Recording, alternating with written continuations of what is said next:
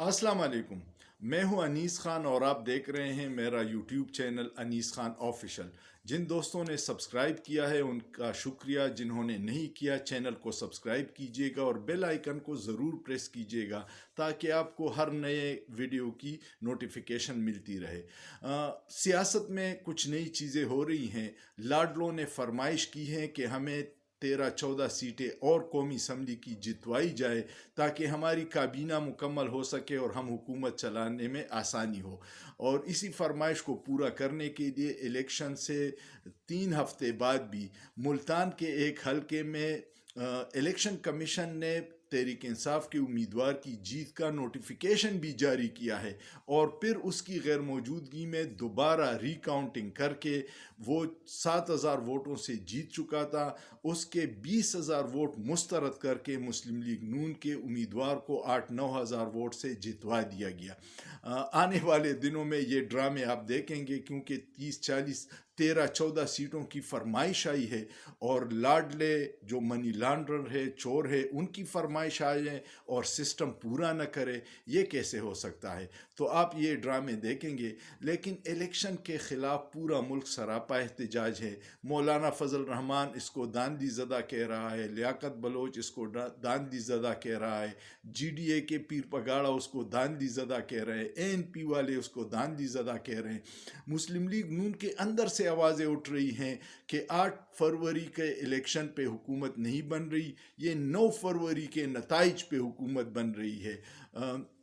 शाहिद खान अब्बासी ने कहा है कि फातिमा जिन्ना के साथ फार्म 45 था और जनरल अयूब ने फार्म 47 से जीत के वही तसलसल बरकरार रखा है। तो ये हुकूमत भी फार्म 47 की हुकूमत है।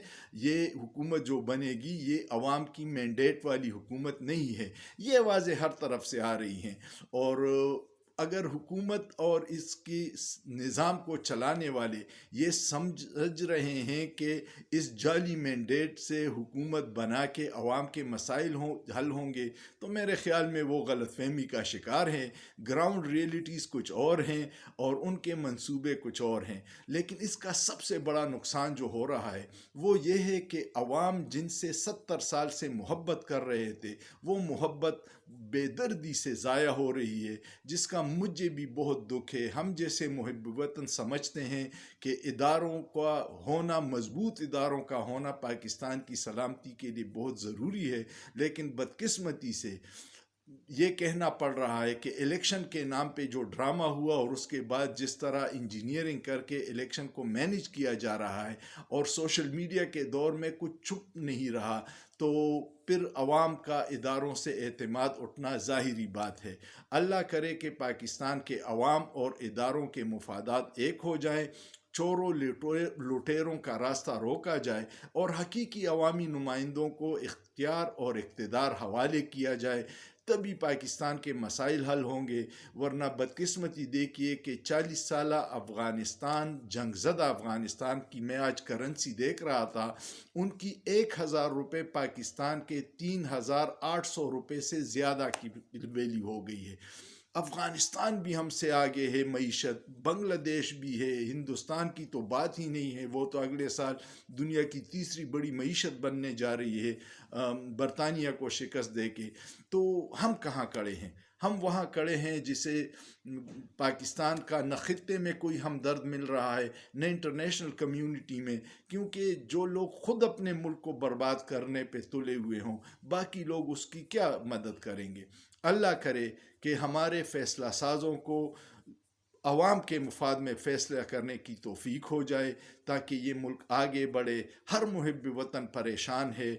बिजली की कीमतें फिर बढ़ गई हैं, गैस ने लोगों की चीखें निकलवाई हैं। अभी ख़बर आई है कि पेट्रोलियम मसनूआत यकम को और बढ़ जाएंगी।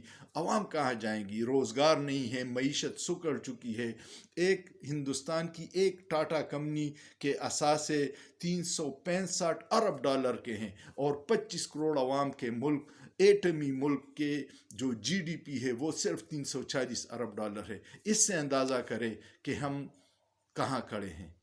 अल्लाह पाकिस्तान को अपने हिफ्ज़-ओ-अमान में रखे, आमीन। लेकिन सोचिए, सोचना जुर्म नहीं है।